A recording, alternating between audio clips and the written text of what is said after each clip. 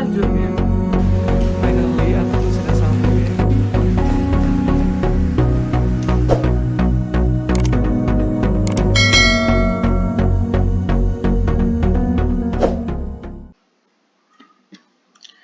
Assalamualaikum warahmatullahi wabarakatuh. Halo sahabat-sahabat Felix dimanapun berada, LPD Friends, calon-calon LPDP, pemimpin masa depan Indonesia. Apa kabarnya hari ini?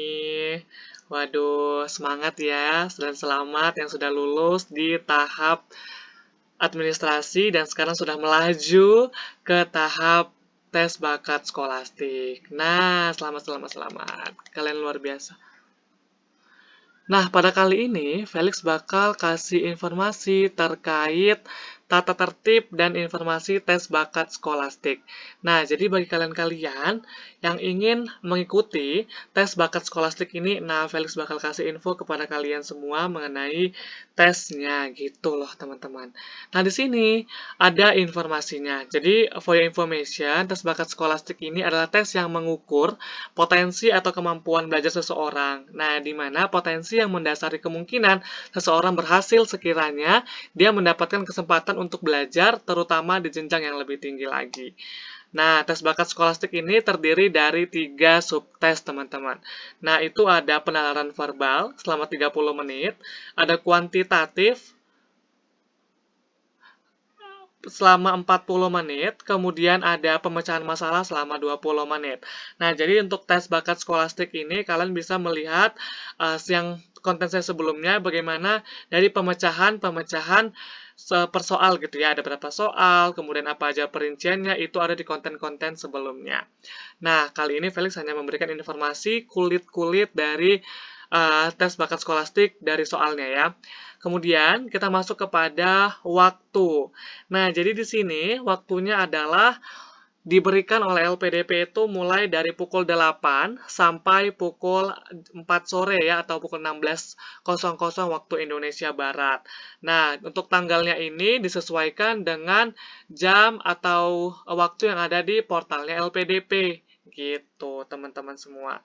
Nah, kemudian untuk waktunya sendiri itu fleksibel ya. Maksudnya fleksibel, misalnya teman-teman sudah diberitahukan oleh LPDP bakal ujian di tanggal berapa.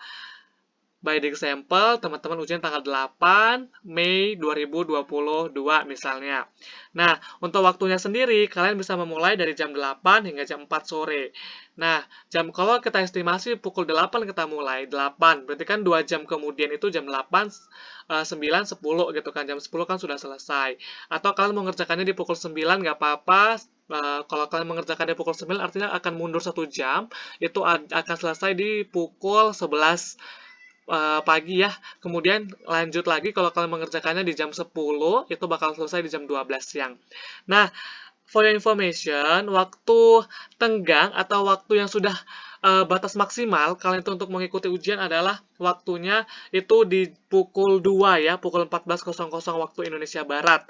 Karena memang kalau kita hitung maju 2 jam kemudian dari pukul 14.00 adalah pukul 16. Dan jadi itu adalah waktu maksimal kalian untuk mengerjakannya pukul 14.00. Kemarin sedikit cerita kalau Felix itu mengerjakannya di pukul 8 itu dengan alasan untuk yang pertama masih fresh, yang kedua adalah masih kuat sinyalnya karena orang masih pada kerja, jadi kan kita tuh yang menguasai sinyal gitu, itu sih beberapa pertimbangan. Yang ketiga adalah karena juga lebih biar semangat aja kalau pagi-pagi dengan semangat paginya, gitu teman-teman.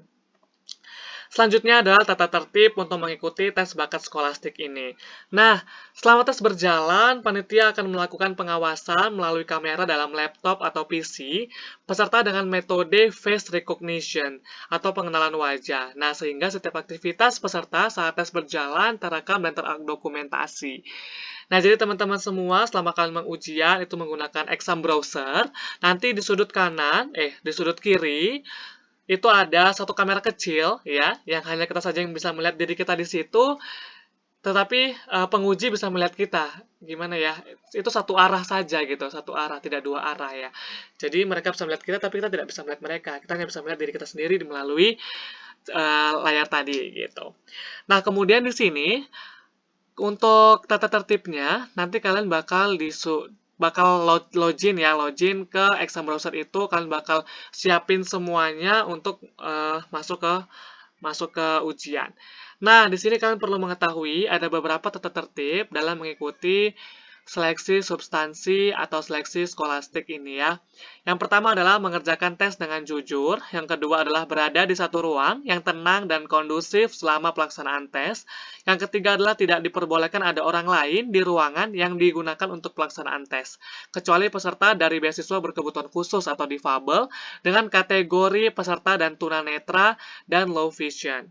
Yang keempat adalah peserta dari beasiswa berkebutuhan khusus atau difabel dengan kategori peserta dari tunanetra atau low vision diperkenankan untuk didampingi satu orang yang berada dalam satu kartu keluarga yang sama dengan peserta. Yang kelima adalah ruang tes memiliki pencahayaan yang baik dan terang. Yang keenam adalah wajib menyalakan webcam selama pelaksanaan tes berlangsung. Yang ketujuh adalah tidak menggunakan masker selama pelaksanaan tes berlangsung. Yang kedelapan adalah peserta diperbolehkan menggunakan alat tulis dan kertas selama pelaksanaan tes berlangsung, serta disiapkan sebelum melaksanakan tes. Yang kesembilan, tidak diperbolehkan menggunakan alat komunikasi, kalkulator, atau sejenisnya selama pelaksanaan tes berlangsung. Nah, pengalaman Felix kemarin untuk mengikuti tes substansi akademik itu dalam LPDP, kemarin memang kami untuk mengantisipasi ya dari segala jenis kegalatan dan juga kegagalan dan juga meminimalisir dari kesalahan-kesalahan tata tertib LPDP, saya kemarin staycation di salah satu hotel yang ada di Kota Medan gitu kan, untuk lebih menenangkan diri dan juga memfokuskan dalam mengikuti ini gitu.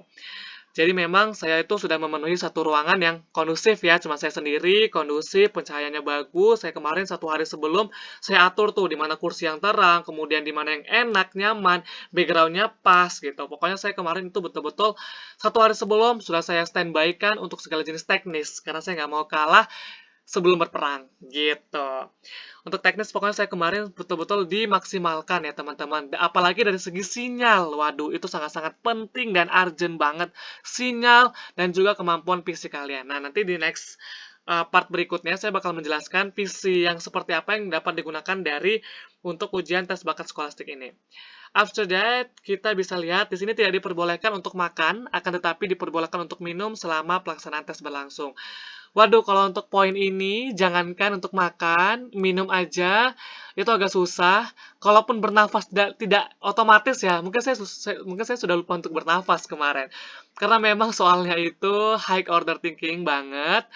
Kemudian sangat-sangat menguras tenaga, tapi memang tidak sempat untuk minum ya kemarin. Walaupun diperbolehkan di sini, tapi memang ya teman-teman pribadi gimana sih kalau ikut ujian ya, sempat nggak sih minum gitu kan di hektik-hektiknya untuk mengerjakan soal dengan dikejar-kejar oleh waktu gitu. Tapi kembali ke teman-teman semua.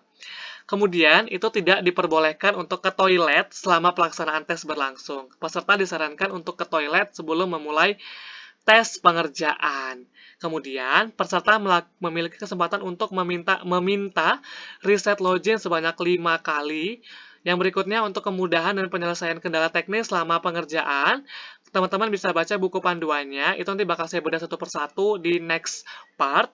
Kemudian, selama proses seleksi berlangsung, panitia melakukan pengawasan secara daring dan real time melalui aplikasi. Segala bentuk kecurangan akan ditindak secara tegas. Dapat berupa teguran pada tes berlangsung atau aplikasi akan ditutup secara otomatis dan peserta dianggap gugur. Wow, luar biasa kan teman-teman semua, bagaimana konsekuensi ketika kalian itu melakukan kesalahan atau tidak mengikuti tata tertib yang diberlakukan oleh LPDP.